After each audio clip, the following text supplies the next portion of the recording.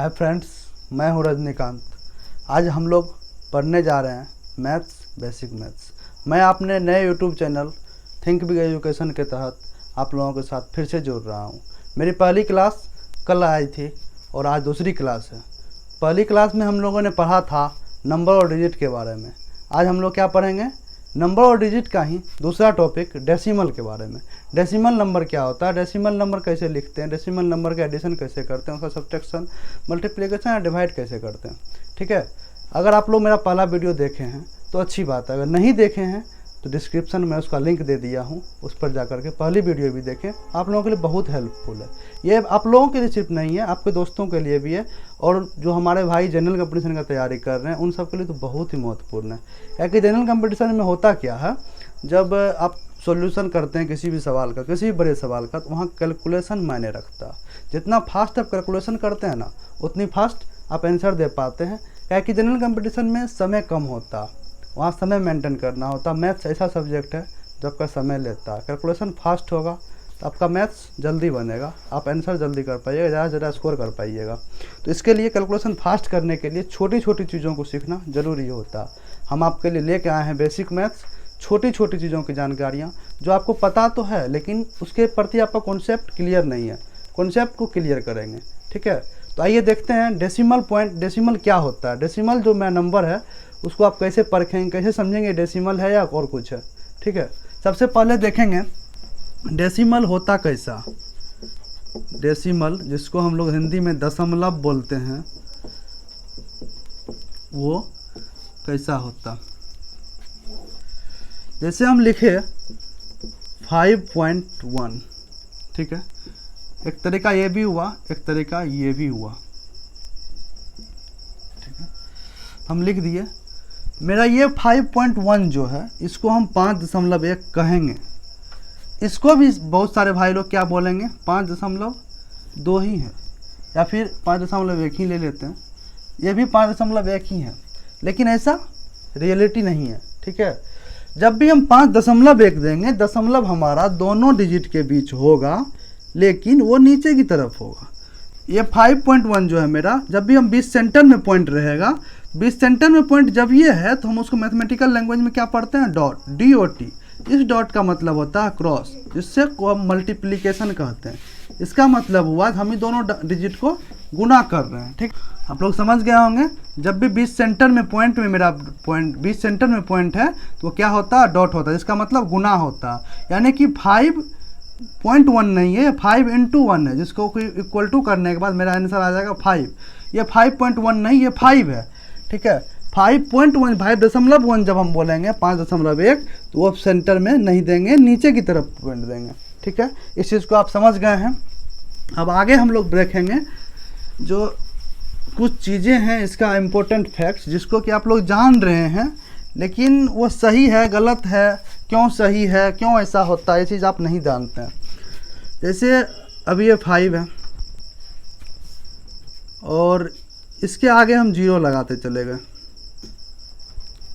जब 1 0 लगाए ये 10 गुना बढ़ा, 2 0 लगाए 100 गुना बढ़ा, 3 0 में 1000 गुना बढ़ गया, और 4 0 लगाने के बाद 10,000 गुना बढ़ जाता है। लेकिन यही अगर मेरा 5.1 है, इसके आगे हम 1 0 लगाएं, 2 0 लगाएं, 3 0 लगाएं, 4 0 लगाएं, 5 0 की भी जितना भी 0 लगाते चले जाएं, ये 5.1 ही रहेगा। ऐसा आप लोग पढ़े होंगे। और हर किसी को यही बात पता होता है कि जब भी पॉइंट के बाद हम कितना भी शून्य लगा दें लास्ट की तरफ, तो उसका कोई वैल्यू नहीं होता है, वो 5.1 ही रह जाएगा। हाँ, हम भी मानते हैं ऐसा होता है, लेकिन ऐसा क्यों होता, इस पर एक्सपेरिमेंट कैसे कीजिए हैं? कभी नहीं किए? आइए यहाँ पर हम बताते हैं आपको। ठीक है, देखते हैं 5.1 के बाद कितना भी 0 लगाए तो वो 5.1 ही कैसे रह गया। हम 5.1 को डेसिमल से फ्रैक्शन के रूप में लाएंगे। Decimal into fraction. ठीक है, फ्रैक्शन का मतलब क्या होता है, P/Q के रूप में लिखाएगा। जब P/Q के रूप में लिखेंगे तो वह मेरा फ्रैक्शन बन जाएगा।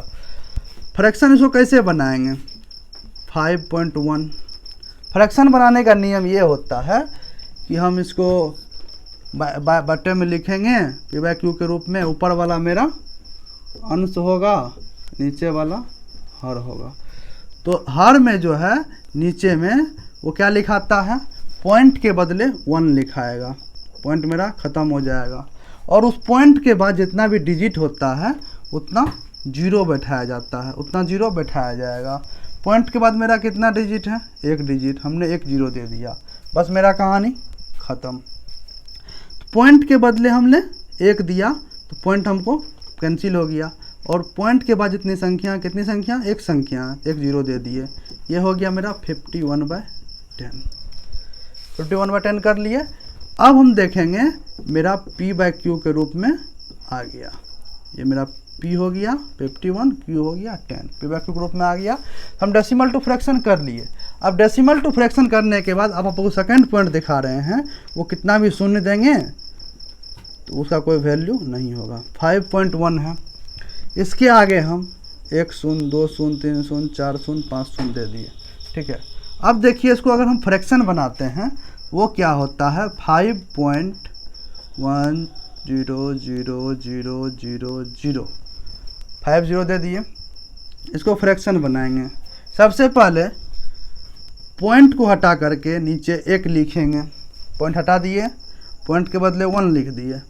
अब देखेंगे कि पॉइंट के बाद मेरा कितना डिजिट है, 1 2 3 4 5 6 है तो हम 6 0 दे देंगे, 6 0 दे दिए। 6 0 देने के बाद हम जानते हैं अगर हम भाग देते हैं, ऊपर भी 0 है नीचे भी 0, उसको काटते हैं।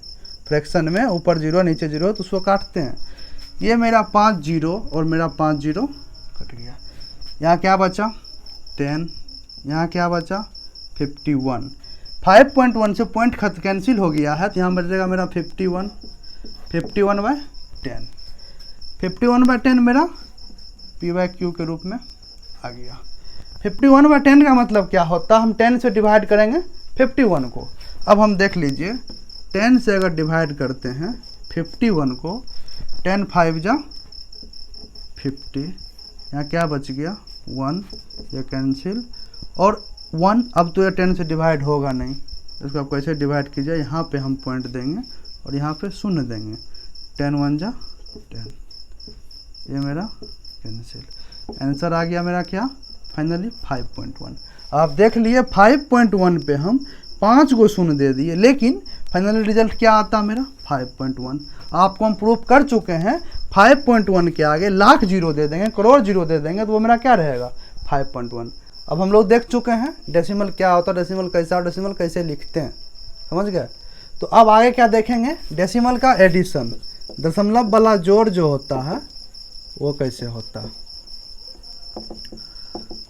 दशमलव वाला जोड़ जैसे कि 4.75 और प्लस 8.53 इस तरह से दे दिया।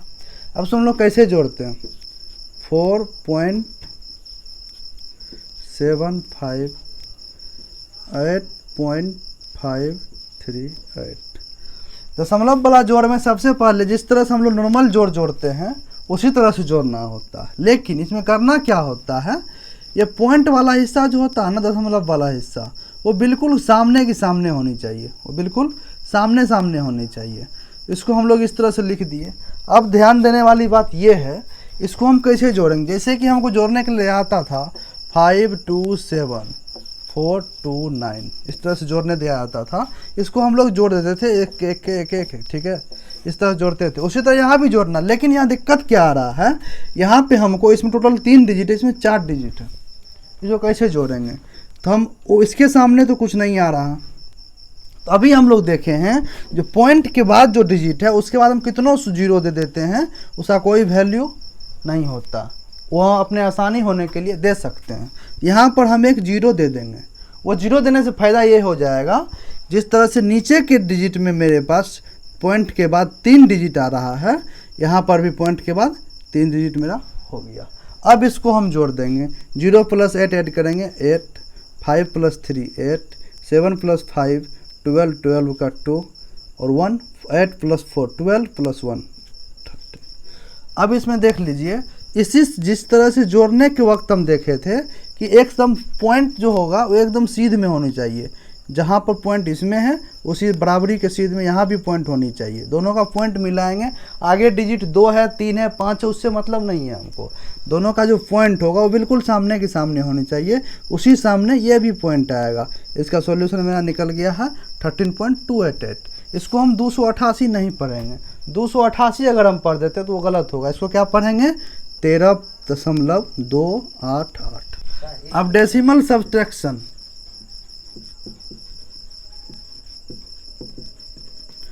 डेसिमल सब्ट्रैक्शन भी जिस तरह से हम लोग एडिशन सीखे उसी तरह से सब्ट्रैक्शन भी किया जाता है। सब्ट्रैक्शन में जैसे हमको दे दिया 4.897, ठीक है, माइनस 3.452,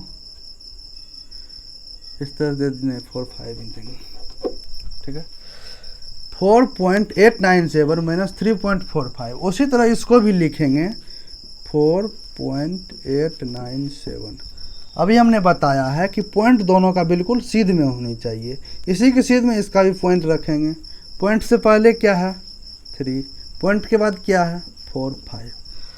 अब यहाँ पे क्या होगा, जब इसको हम माइनस करेंगे, इसको घटाएंगे, तो इसके सामने इसमें 3 डिजिट है, पॉइंट के बाद कितना डिजिट है 3 डिजिट है, इसके पॉइंट के बाद कितना डिजिट है 2 डिजिट है। सबसे पहले एक 0 दे करके इसको भी 3 डिजिट कर लेंगे। जब बराबरी में आ गया फिर इसको आसानी से हम घटा लेंगे। 7 - 0 7, 9 - 5 4, 8 - 4 4। पॉइंट का पॉइंट बाद में लिखेंगे, 4 - 3 1। अब इसी के सीध में पॉइंट भी दे देंगे। तो मेरा आंसर क्या आया 1.440। ये गलत है, ऐसा नहीं बोलेंगे। क्या बोलना है, इसको क्या पढ़ेंगे 1.440, 1.440। हम लोग एडिंग और सब्ट्रैक्शन देख चुके हैं, अब क्या देखेंगे मल्टीप्लिकेशन।